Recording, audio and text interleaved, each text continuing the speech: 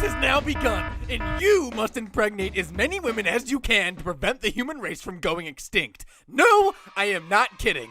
That is how this story starts. We aren't joking around. As soon as it begins, we see two people, a guy and a girl, entering a room where said girl shows said guy a bunch of other girls who are very eagerly waiting to mate with him. Oh man, what a hook. The actual story commences as we see Raito and Erisa on a rooftop, where Raito explains how he has a disease called cellular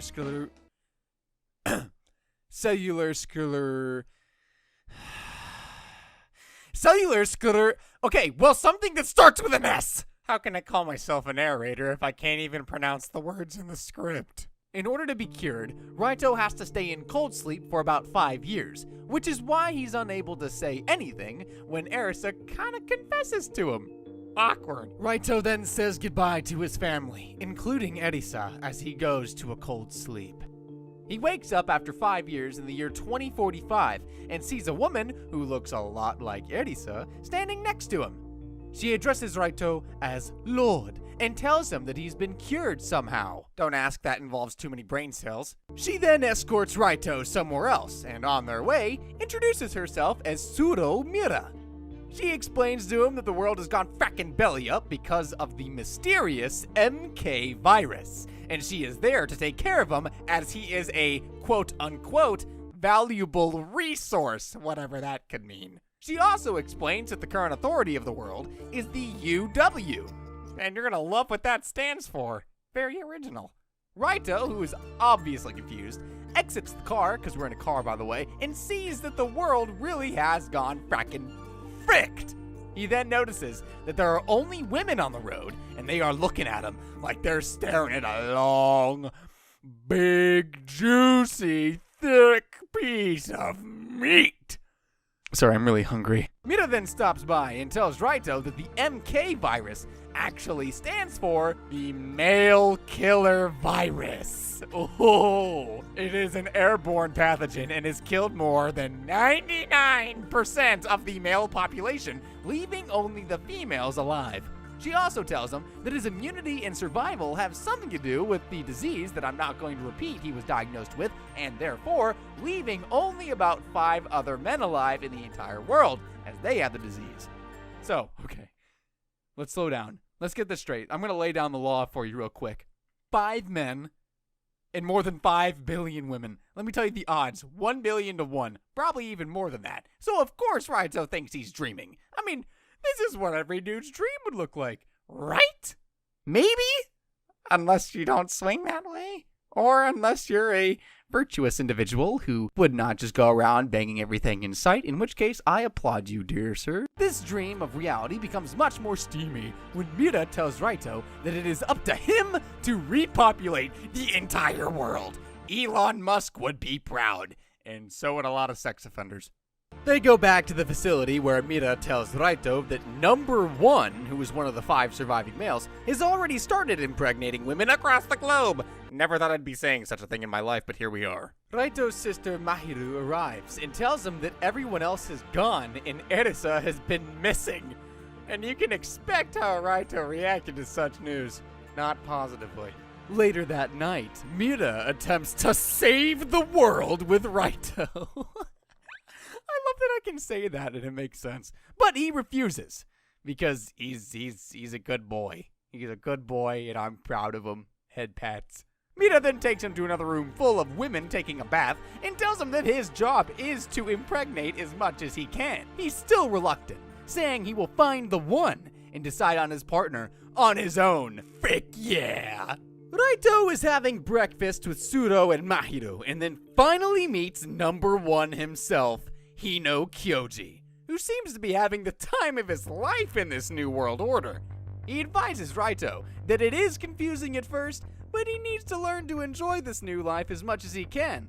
Seems like everyone knows about Raito not being up to the task at this point. While Raito is taking a shower, I already know what's about to happen and I haven't seen the rest of the script. He feels the weight of mountains.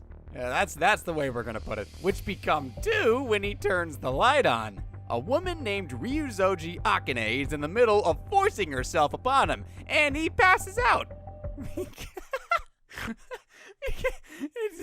I think I would have too. You can't just spur that on someone all of a sudden. Frick, man. Raito wakes up and sees Sui, who doesn't look like she should be on the bed of an adult man. 911, what is your emergency? Get him, boys! Oh wait, she's a robot?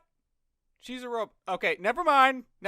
We're good. Sorry about that. False alarm. Wait, she's a robot. Sui and Akane are apparently assigned to Raito as well for his overall well-being. Raito is roaming the facility trying to get clues about Erisa's whereabouts.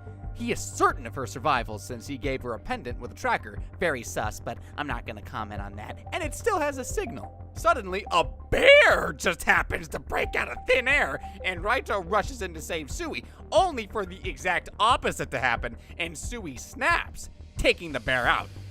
At this point, dude, I'm convinced the anime is just trolling me. What is happening? Akane then tends to Raito's wounds, revealing herself as his nurse. Because this show just wouldn't be complete without every single trope in the book.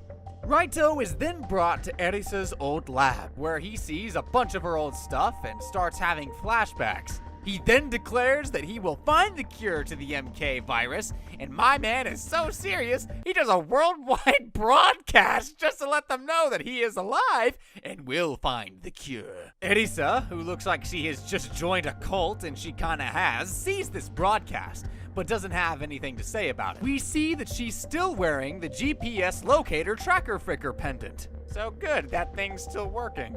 Raito then gets his hands on one of Erisa's belongings and goes to the restroom to investigate it. He finds a video recording of Erisa where she explains that the MK virus is actually man-made, and she has crucial information on it.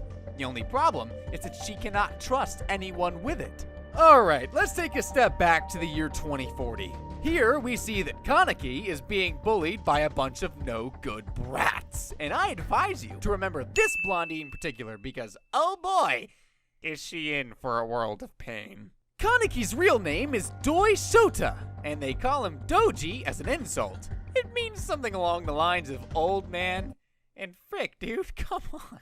He's still in school. He regularly gets pissed on, bullied, and beaten up by these kids. All the while, everyone in the school gives him a look of pity or disgust.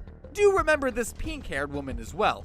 For completely pure and reasonable purposes. Doi is now playing the piano, and his teacher, Yuzu, tries to console him, only for Doi to start having chest pain. He goes to the doctors, and they tell him he has the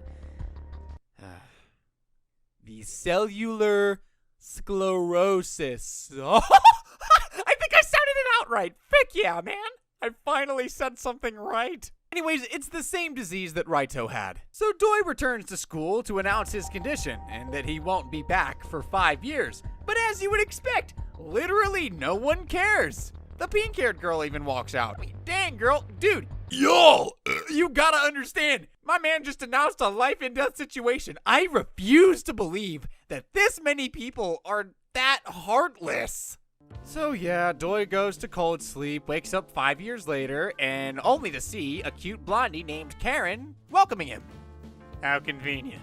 Karen explains the whole MK virus situation to Doi, who isn't really buying any of it until he enters a class full of women, at which point he is glad that none of his previous classmates are around. Karen brings Doi to Yuzu-sensei, who is very happy to see him. So much so that she invites him to his dorm room at the night.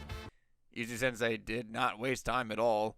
He goes like the big chat he is, and Yuzu-sensei is waiting for him. They literally have a 2-second conversation before they get down to business. I don't know if that's realistic or completely not realistic. I wouldn't know. Doi is in class the next day, unable to believe what had just happened. He then gets approached by his classmates, all female if you frackin' forgot. Natsu Ichijo gets close to Doi as she likes the same band as him and has her eyes set on him for such a simple reason. Guess you can't afford to be picky. You literally only have the one option. Doi finds himself at the gym where a bunch of girls are playing volleyball and Akira Todo accidentally hits him. Doi starts to notice other round objects. he wishes he got hit with. Oh man, I didn't just say that. He wakes up the next day and expresses his immeasurable joy in being able to seal the deal with Yuzu literally every day. He is then at the pool having a PE session with the girls and yet again has a very well-endowed encounter with Akira Todo. Back in the dorm, Karen tells Doi that Ichijo has to stay with him for some time because of room problems. Ichijo is a very odd roommate, to say the least, and she needs help changing her clothes because she isn't accustomed to doing it without help. How are you that rich? I forgot to mention she was rich. Well, she's rich. In both money and in assets. Things get even more interesting when Ichijo asks Doi if they can sleep on the same bed, because apparently she can't sleep by herself either. She might as well just ask him to blow hot air inside her nose at this point, and of course, they end up doing it like it wasn't obvious from the minute they introduced her character. Oh man. Doi goes back to the music room where he finds Yuzu and asks why she has been avoiding him. She tells him that he belongs to all the girls, and then runs away crying.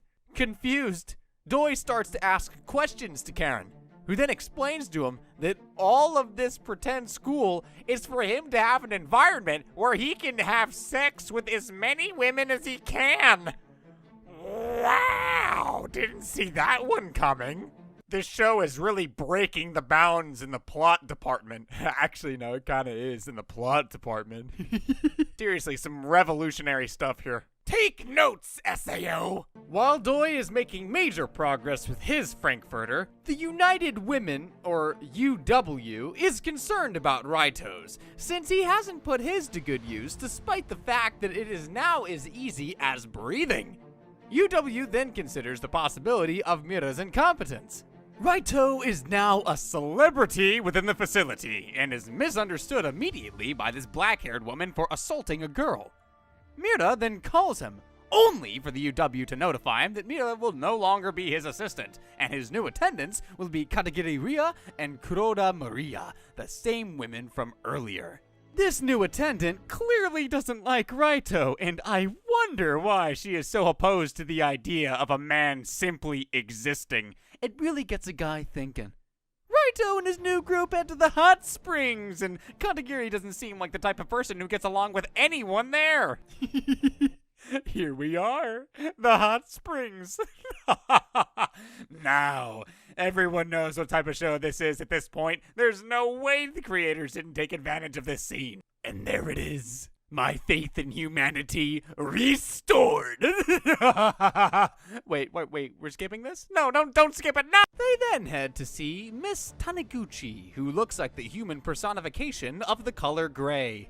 The goal is to ask Taniguchi about her husband and his experience with the MK virus, but Taniguchi refuses to talk despite Raito's presence. Kuroda then explains to Raito that Taniguchi's husband was the first reported victim of the MK virus, hence it is important for her to share any information that she has. Taniguchi here seems to be holding more than just info, as apparently she is working, or at least is in contact, with Erisa. They go back to her the next day asking the same thing, and Taniguchi replies by saying, "You should stop making vaccines and start making kids." Bro, the lady don't hold back! And as if this wasn't enough, she directly asked the dude if he was gay. Someone stop her now! Raito explains that his love for Erisa is the cause of his abstinence. And you know what, dude? I'll buy it. I'll buy it just this once. But you only get that one shot. Taniguchi then starts to ask questions to Mira about Raito's behavior and why he is the way he is. She seems to have changed her mind about not revealing anything, but then at night, someone enters her room and injects her with poison. Taniguchi loses her life the next day, and a nurse gives Raito a photograph that had been left behind for him by Taniguchi. Oh, it feels like we've been gone for too long, but we're back in the hot springs, and while taking a dip, Katagiri is approached by Akane, who literally just needs an excuse to get naked. Like there hasn't been a single episode where this woman hasn't let her clothes loose. Woo! Akane starts talking about how she checked Taniguchi's record and that she was poisoned. She starts asking Katagiri some questions, but it leads her nowhere. Raito investigates the photo and sees the same clip that Erisa had left behind for him in the teddy bear back then. This little clip reminds him that he really cannot trust anyone around him. Do you remember how I wondered why Katagiri was so opposed to Raito despite him being a man, in a world where men are treated like diamonds? Well, this is why. And the plot thickens. As Raito and Kuroda are heading off to do more research on the MK virus, they are stopped by Hino's attendant who tells Raito that Hino has his eyes set on Mahiru.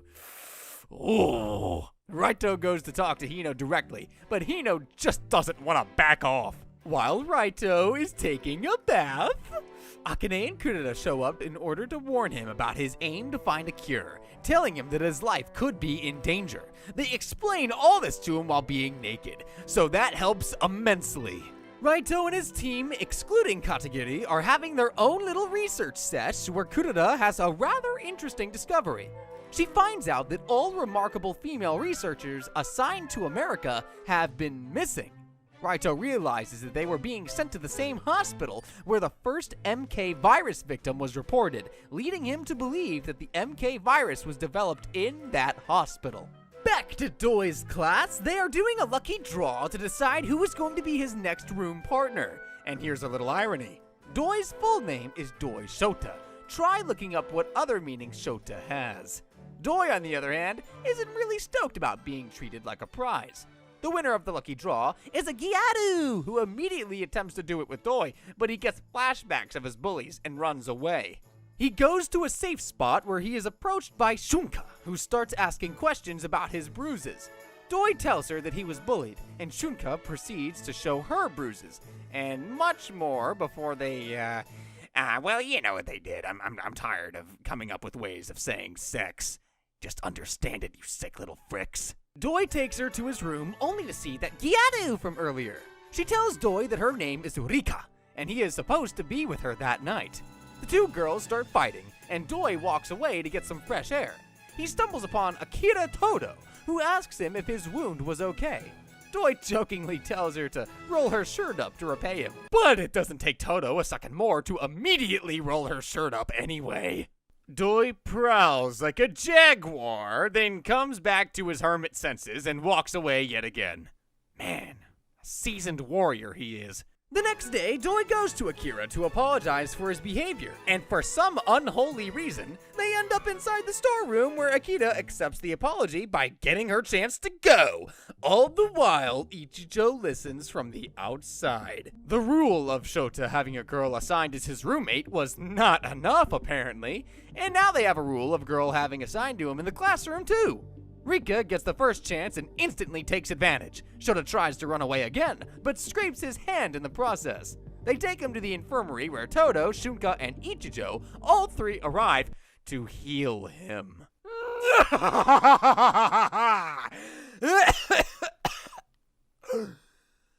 Oh my gosh. Surprisingly enough, all three of them are tired after the session, and Doi is still standing tall. All the while, Karen makes Hoshino watch. Remember the pink-haired girl from way earlier that literally walked away as Doi was announcing his life or death battle? Yeah, that's her. Karen then tells Doi that he cannot see Yuzu anymore, and that she has been transferred to another school. After hearing this, Doi's morality is a bit shaken, and he becomes much more aggressive with the girls. And just when Doi was starting to channel his inner demon, Hoshino is introduced to the class as the new transfer student. And on that riveting note, we're gonna leave things here for today. Come back for the next one, y'all. Thank you for watching. Peace.